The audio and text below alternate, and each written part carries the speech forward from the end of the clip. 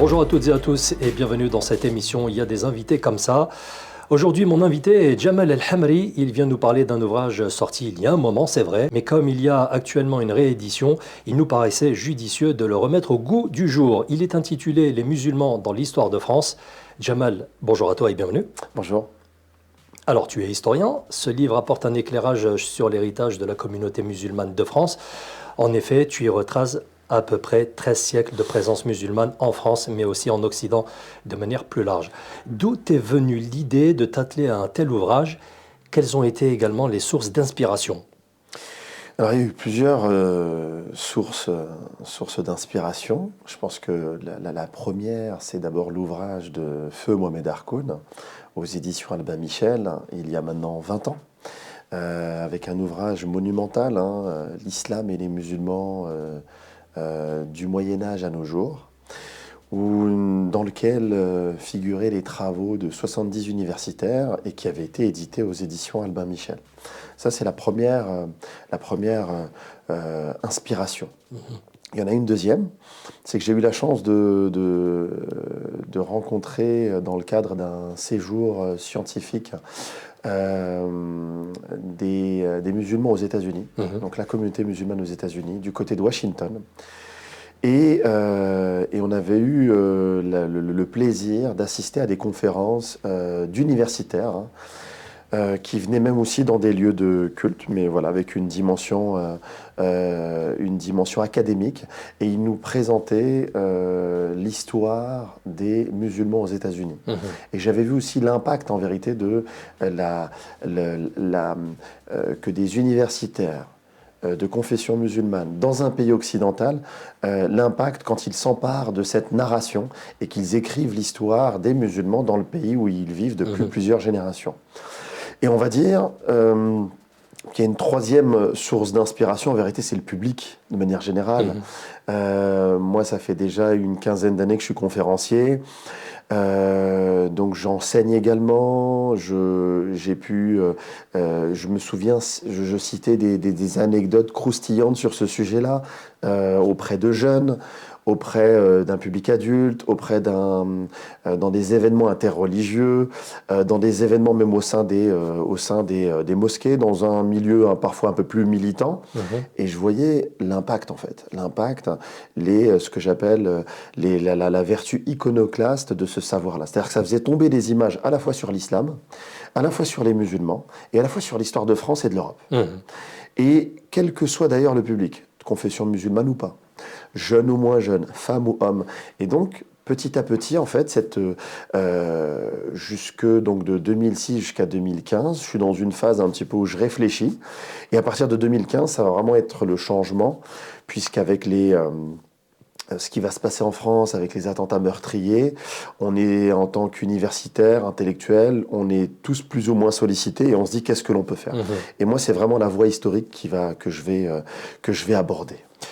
Alors, cet ouvrage est divisé en plusieurs périodes. Tu le divises de la sorte, période médiévale, moderne, contemporaine, 20e et 21e siècle. Alors, pour l'avoir lu, la période médiévale me paraît vraiment très importante en termes d'apport, parce qu'on est encore dans la phase d'expansion de l'islam. Oui. Et donc, il y a eu l'Andalousie, le sud de la France, etc. Et c'est comme ça qu'on apprend que, en 719 ou 720, selon, Narbonne était un émirat. Narbonne est une ville du sud de la France. Est-ce que tu peux nous en dire plus? Est-ce qu'on a retrouvé des vestiges de la présence musulmane là-bas? Il y en a encore. Il pourrait y en avoir encore davantage. Et comme toute recherche scientifique, universitaire, elle a besoin de fonds. Et pour qu'il y ait des fonds alloués à la recherche, il faut qu'il y ait une volonté politique. Ce n'est pas encore totalement le cas à l'heure où on se parle. En tout cas, pour revenir à l'histoire en tant que telle, elle est belle, puisque à la fois, elle démontre également que l'islam arrive dans l'histoire de France, avant même que la France s'appelle France. C'est ça. Et que de l'autre côté, l'islam arrive en France à peine 100 ans après la mort du prophète de l'islam. Ce qui est quand même assez exceptionnel. Et donc là, on voit une forme d'histoire métissée une forme d'histoire qui est restée à la marge de ces deux héritages civilisationnels, de ces deux héritages culturels. On parle très peu de cette histoire dans l'histoire de France, mais on parle également très peu de cette histoire dans le monde musulman. Et donc, en parlant de cette histoire-là, finalement, c'est un peu aussi il n'y a seuls, finalement, les héritiers de ces deux grandes civilisations, seuls les héritiers, finalement, à la fois de l'histoire de France, mais aussi de l'histoire du monde musulman, comme moi, comme toi et comme bien d'autres qui sont aujourd'hui de confession et de culture musulmane, en fait, c'était surtout nous qui devions, bien évidemment, valoriser cette histoire, et c'est ce que j'ai décidé, de faire. Et donc, quand on revient sur cette histoire, il ne s'agit pas de... Alors oui, bien évidemment, les musulmans viennent comme des conquérants, mais ils s'installent. Et quand ils s'installent, et quand on parle de cet émirat de Narbonne, on va à Béziers. Je ne sais pas si le maire de Béziers est informé de cette présence musulmane. On va à Narbonne, on va à Nîmes, on va à Avignon, on remonte le couloir rhodanien jusqu'à Lyon et on a des traces jusqu'à Autun, à moins de 2 heures de Paris. Et tout cela avant même la bataille de Poitiers. C'est dire que cette histoire-là va impacter véritablement l'histoire de France. Elle va permettre aux Francs de venir dans le sud de la France et donc de donner une homogénéité ethnique sur le plan du pouvoir avec les Francs, qui vont donner le nom à la France, et une homogénéité sur le plan religieux avec l'Église catholique romaine qui ne dominait pas toute la France. C'est ça. Voilà. Et puis tu disais aussi, dans une interview, j'avais relevé ça, que l'arrivée des musulmans a créé une espèce d'appel d'air qui a contribué à l'union des Francs, des Gaulois de l'époque, et puis les différentes régions de l'époque. Là, effectivement, je me fais l'élève d'Ibn Khaldoun. Quand on parle de Rasabiya, en fait, ce qu'il faut savoir, c'est qu'à travers l'islam et le christianisme, ces deux belles religions sont portées par des Rasabiya, des esprits de corps, donc des groupes ethniques. Et donc, ce que l'on a en vérité à ce moment-là, c'est qu'on a la rencontre sur le territoire de la Gaule, ancêtre de la France, un choc à la fois entre les Francs, mais aussi entre les populations arabo-berbères du Maghreb. On a les Arabes qui viennent du Moyen-Orient et on a une grande, notamment beaucoup de la tribu des Romara, notamment dans le Rif actuel au Maroc, qui vont accompagner Tariq ibn Ziyad et qui vont bien évidemment traverser en l'espace de 3 ans seulement l'Espagne. C'est dire aussi parfois aussi, parce qu'on présente souvent les musulmans comme des conquérants, mais il y avait une attente aussi de nouveauté, de plus de justice, et les musulmans ont incarné cela. C'est ce qui explique également cette poussée irrésistible. Et qu'en l'espace de 3 ans, ils étaient déjà, ils traversaient déjà la Méditerranée, ils étaient déjà en France. Donc ça, c'est aussi un élément à noter. Et donc, on a les Francs qui sont au nord, on a les musulmans qui sont dans le sud, et entre les deux, on a les Aquitains, et on a les Provençaux. Ces Provençaux et ces Aquitains n'aiment pas du tout les Francs. Sont en guerre perpétuelle, et donc il est hors de question d'accepter d'être sous domination des Francs. Mais la venue des musulmans qui va mettre fin au pouvoir des Aquitains, Eudes d'Aquitaine, puis également va mettre en difficulté également les pouvoirs dans provençaux, fait que du coup on appelle à l'aide l'ennemi d'hier. Bah oui.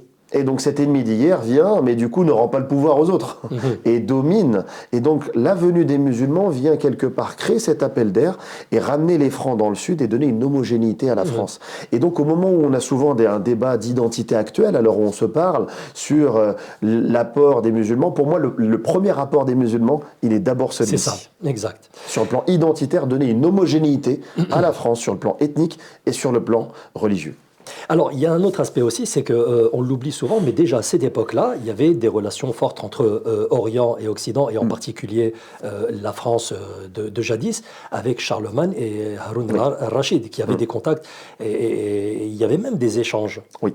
Alors là, encore une fois, c'est aussi intéressant de voir que Charlemagne va échanger avec Haroun al-Rachid parce qu'ils ont un même ennemi. Enfin, ils ont même 2 mêmes ennemis.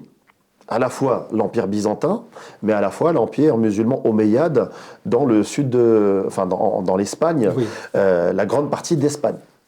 Et donc on va avoir, et c'est là où on voit qu'effectivement l'élément religieux, on l'invoque quand on doit mobiliser pour la guerre, Oui. mais on peut le mettre en seconde place, on peut le rétrograder en termes de priorité et laisser la réelle politique en vérité.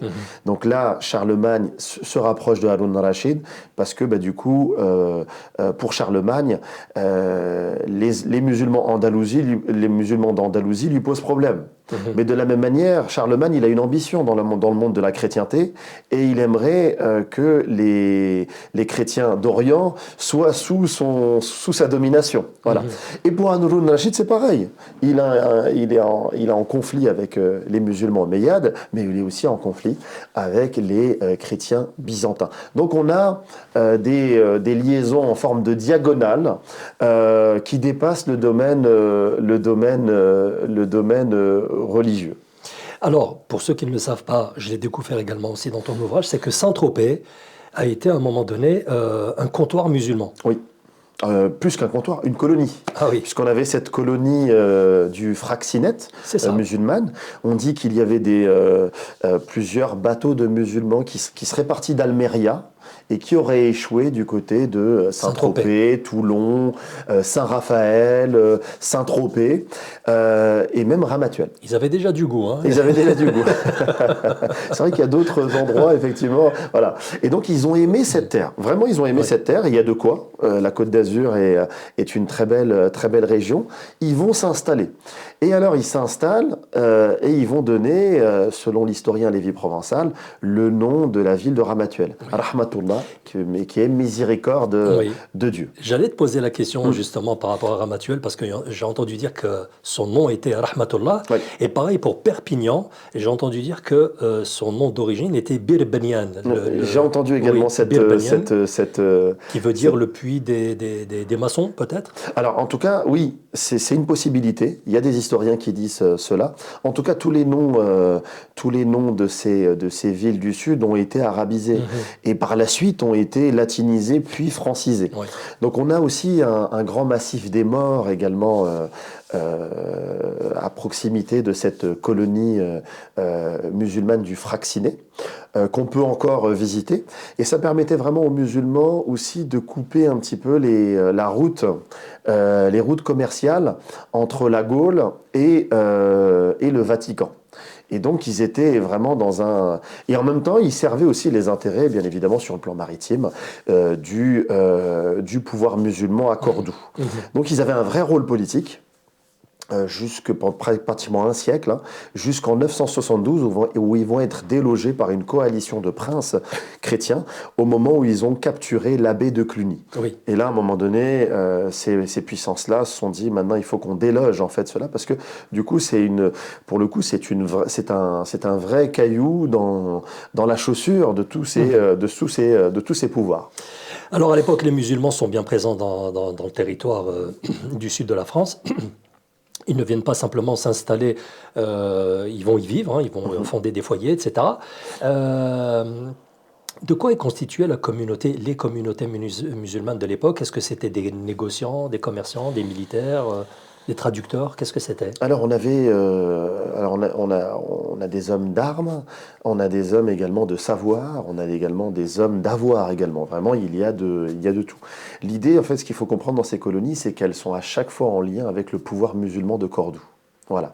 Donc elles sont quelque part des postes d'avant-garde qui permettent également de protéger l'Espagne andalouse. C'est leur tutelle, quoi. Et l'Andalousie de manière générale, parce qu'on peut ici associer dans les Andalousies le pouvoir musulman au Portugal actuel, en Sicile actuelle, une partie de l'Italie, mais aussi dans les Alpes, au niveau de la Suisse également actuelle. Donc ça fait beaucoup aussi de territoires à protéger et ça permet également, oui, bien évidemment, de protéger, puisque on a déjà du temps de Charlemagne une volonté de reconquérir une ville comme Saragosse, par exemple. Donc, le pouvoir musulman est aussi, c'est de bonne guerre. Quand Charlemagne, s'il y a la possibilité de reconquérir les villes du Nord, il le fait. Barcelone, il le fait.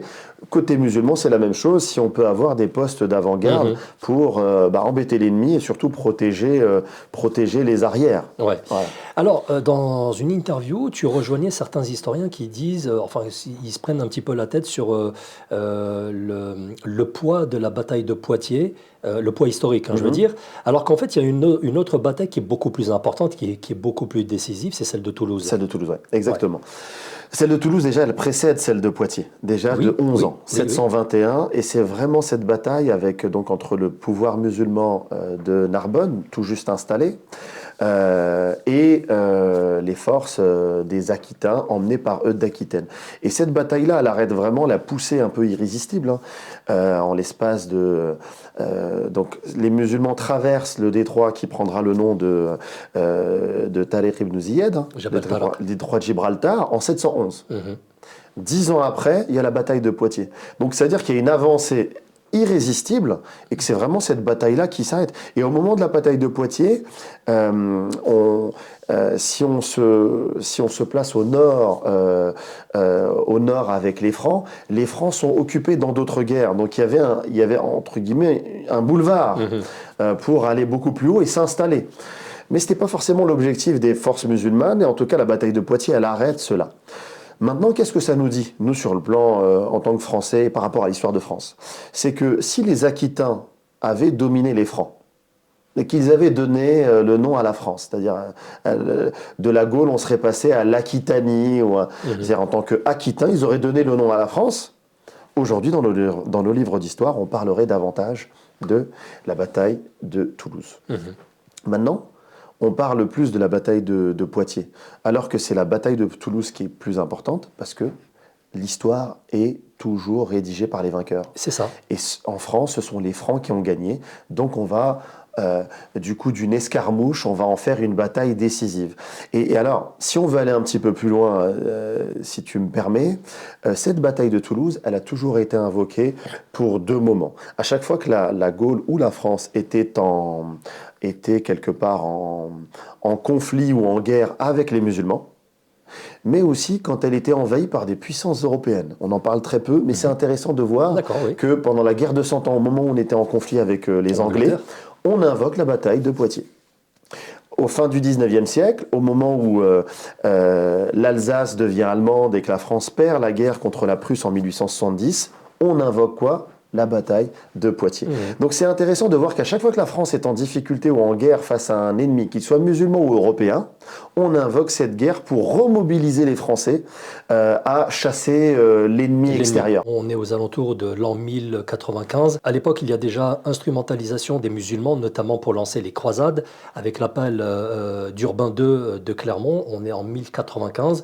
Et déjà, comme je le disais, et à l'image de notre société actuelle, les musulmans et l'islam est instrumentalisé pour faire peur aux foules, pour les mobiliser également. Oui. Quand les musulmans arrivent sur le territoire français en 715, jusqu'à 1095, ce qu'il faut savoir, c'est qu'on ne connaît pas l'islam en tant que religion, on ne sait pas trop ce que c'est. On sait simplement que voilà, c'est la religion des Sarrasins. Mais en tant que tel, l'islam, on ne connaît pas trop. Et les croisades, même, on ne connaît pas trop, mais plus on arrive vers l'an 1000, plus, selon l'eschatologie chrétienne, on considère que c'est bientôt la fin du monde, et que les musulmans, et les juifs d'ailleurs, sont les suppôts de Satan, de l'antéchrist. Donc on commence à noircir l'image du musulman, de l'islam, du prophète de l'islam. Et donc avec les croisades, ça va être beaucoup plus amplifié. Et donc, pendant de 1095 jusqu'à la fin du XIIIe siècle, on a 8 croisades.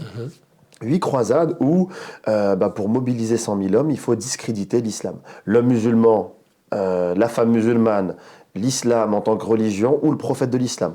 Et c'est là que vont se forger véritablement les préjugés islamophobes. L'homme musulman est forcément violent. Ça a 1000 ans. La femme musulmane est forcément soumise. Il faut la libérer, ça a 1000 ans. L'islam n'est pas une vraie religion, ou plutôt une idéologie de guerre, ça ne date pas d'hier, ça a 1000 ans. Que le prophète de l'islam ne soit pas véritablement un prophète, mais plutôt un chef de guerre, ça a 1000 ans. Donc tous ces préjugés islamophobes vont se forger au moment des croisades. Et c'est là où c'est intéressant, c'est que préjugés islamophobes d'un côté, mais de l'autre côté, ouverture sur le raffinement civilisationnel de l'islam, ouverture sur les sciences arabes, ouverture sur les philosophes musulmans, que ce soit Averroès, Avicenne. Au niveau des sciences, l'algèbre, qui est un nom qui rend hommage à un grand scientifique musulman. Et donc, il y a à la fois cette ambivalence, c'est-à-dire une répulsion, mais une attraction. Voilà. C'est ça qui est bizarre. Et on pourrait aller même un peu plus loin sur l'art également, l'art de vivre, la culture du raffinement. Je pense à Ziryab en Andalousie, qui va fonder le premier conservatoire de musique en Europe. Voilà, l'ordonnancement des plats, entrée, plat, dessert. Et d'ailleurs, c'est pas pour rien qu'on l'appelait l'arbitre des élégances. Donc, revenir également à cette histoire-là, c'est revenir également à ce que le monde musulman, pendant cette période médiévale, représentait. Alors, il y a eu aussi la période d'alliance. Il y a eu des conflits, mais il y a eu aussi des périodes d'alliance, notamment avec l'alliance franco-turque. Franco-ottomane. Voilà, franco-ottomane à l'époque. En 1525, François Ier donc, fait alliance avec Soleiman le Magnifique pour se protéger des avancées espagnoles. Alors là, maintenant, on rentre dans une autre période, qui est la période moderne, Exactement. 1492 jusqu'à la Révolution française. La première partie, le centre de gravité, c'était vraiment l'Andalousie, la Méditerranée occidentale, l'élément arabo-berbère. Là, le centre de gravité se déplace avec, en l'espace de moins de 50 ans, la chute de Constantinople, ou en tout cas la prise de Constantinople par les Turcs ottomans en 1453 par Mehmed II, et la chute, quelques décennies plus tard, la chute de l'émirat de Grenade. Et donc là, on a un basculement plutôt dans la Méditerranée orientale. Et donc là, c'est l'élément turc, l'Empire ottoman qui est en pleine ascension et qui, avant même de conquérir, et ça on l'oubliait un petit peu, mais avant de conquérir Constantinople, est déjà un empire européen. Partage déjà, il y a déjà une deuxième frontière islamo-chrétienne, en plus de celle de l'Espagne et du Portugal. On a déjà aussi, dès le XIVe siècle, une frontière islamo-chrétienne dans l'Europe de l'Est. Et là, ça va changer véritablement du tout au tout, puisque quand cet empire ottoman va émerger et quand il prend Constantinople, il s'impose et il assume également l'héritage romain byzantin. Et quand on prend cette ville-là, on sait très bien que les empires, c'est d'abord des grandes villes. Quand on prend, il y a Rome, mais dans l'Occident, il y a également Constantinople. Et cette prise de Constantinople, elle va ébranler la confiance. Ça a été un séisme. Ça a été un séisme dans toutes les capitales européennes, mais il se passe que on a en Europe deux grands souverains, François Ier et Charles Quint, qui sont en rivalité pour dominer ce monde européen, en conflit avec l'Empire ottoman. Et Charles Quint va gagner la bataille. Il va même emprisonner François Ier. Et François Ier décide, contre toute attente, contre tous les usages de cette époque-là, d'écrire avec sa mère un courrier, une demande d'alliance à Soleiman le Magnifique au moment où il est emprisonné. Et on voit que François Ier et Soleiman le Magnifique partagent le même ennemi qu'est Charles Quint. Et donc Soleiman le Magnifique, de manière pragmatique, au nom de la raison d'État, répond favorablement à cette demande d'alliance, et donc on va avoir cette alliance franco-ottomane. Et donc là, on voit que l'élément religieux est encore davantage rétrogradé, et que là, on est vraiment dans la réelle politique, les intérêts de l'État. Et donc, la France, elle est menacée d'être sous domination de Charles Quint. Et donc, cette alliance-là va sauver l'intégrité territoriale de la France. Et donc, lui permettre de continuer à subsister, d'exister dans cet empire de Charles Quint, où, dit-on à cette époque-là, le soleil ne se couche jamais. Parce que l'Espagne est un empire colonial et présent dans plusieurs continents. Alors, j'aimerais aborder un petit peu l'aspect de ton travail. Comment est-ce que tu as travaillé pour compiler ces éléments qui figurent dans ton ouvrage? Alors, j'imagine qu'il y a plein d'événements que tu n'as pas pu évoquer parce que ben, c'est trop long, ça serait trop long. Comment est-ce que toi, tu as travaillé à la construction? Alors, moi, ce que j'ai pu voir également, c'est que les ouvrages volumineux de nos chers universitaires ne sont pas lus par le grand public. L'ouvrage, j'en parlais en introduction de Mohamed Harkoun, ça fait 1200 pages. Ces 1200 pages, ce savoir-là, cette somme de savoir n'a pas été ruisselée, il n'y a pas eu de ruissellement du savoir dans les programmes de l'éducation nationale. On n'a pas fait de tout ce savoir-là des films, on n'en a pas fait des livres, on n'en a pas fait des BD, on n'en a pas fait de l'opéra. C'est resté comme cela. Et donc, à un moment donné, il faut faire connaître cette histoire-là. Et on est dans une époque, les réseaux sociaux sont là, le degré de concentration a tendance à diminuer d'année en année, et qu'aujourd'hui, en fait, les gens partent plutôt d'une émotion par rapport au savoir pour creuser. Et donc l'idée, et c'est aussi mon ressenti de l'époque, c'est que le gros travail, l'excellent travail fait par mes collègues universitaires, aujourd'hui nous sommes dans une période où il faut démocratiser le savoir. Il faut être capable de le synthétiser et de donner l'envie à cette nouvelle génération, où je reprendrai les propos d'Edgar Morin. Les idées et la pensée sont fragmentées, atomisées. Repartir d'une émotion pour redonner envie, notamment à notre jeunesse, d'aller et de creuser un petit peu plus loin. Donc aujourd'hui, il faut, si vous voulez, il y a un mouvement descendant, c'est-à-dire du savoir universitaire, et d'être capable de sélectionner et de synthétiser en fait ce travail-là pour le rendre le plus accessible au grand public, et de ce travail-là, permettre à des gens, pour celles et ceux qui veulent faire de la recherche, de faire de la recherche. Mais moi, ce livre-là, c'est aussi une exposition. Elle circule en France. Je vois qu'il y a des jeunes qui viennent et qui me font des dessins. Je vois qu'il y a des jeunes qui me proposent, à partir de ce travail-là, des chansons. Il y a des gens qui me proposent également des poèmes. Donc je vois que ça inspire la jeunesse et que demain, ce travail-là permet peut-être un nouveau mouvement culturel, mais pour la société française de manière générale, quelle que soit d'ailleurs la religion des uns et des autres qui prendront en compte cette partie de l'histoire. Mais voilà, l'idée c'est de partir de ce savoir universitaire, le rendre le plus accessible au grand public aujourd'hui, et qu'à partir de cette réappropriation du public aujourd'hui, que ça puisse donner d'autres fruits que je ne pourrais même pas imaginer à l'heure où je vous parle. Alors, je vais survoler les chapitres que tu abordes également dans cet ouvrage. C'est la guerre de Crimée, la Première Guerre mondiale, la Deuxième Guerre mondiale. Il y a également aussi l'implication de la France en Égypte pour faire barrage à l'Angleterre. Donc là, on va laisser le soin aux auditeurs et aux lecteurs de découvrir tout ça dans ton ouvrage. Et on va passer plutôt à ce qui s'est passé après la publication de ton ouvrage. Il y a eu beaucoup de conférences et de rencontres. Oui, très enrichissant, parce que comme cette exposition, alors ce livre a donné également lieu à une exposition qui porte le même nom, Les musulmans dans l'histoire de France, une place singulière. Et c'est une exposition itinérante qui tourne depuis plusieurs années dans toute la France. D'ailleurs, celles et ceux qui nous écoutent, s'ils veulent la recevoir dans leur ville, ils peuvent également l'organiser. En tout cas, ce qui est intéressant, c'est que l'exposition, elle retrace ces 13 siècles d'histoire, et généralement, on organise un cycle de conférences. Donc, les gens sont très heureux, finalement, de pouvoir à la fois avoir du contenu scientifique et académique de qualité, sourcé, vérifiable, que cette exposition, en tant qu'événement culturel, soit présentée de manière esthétique.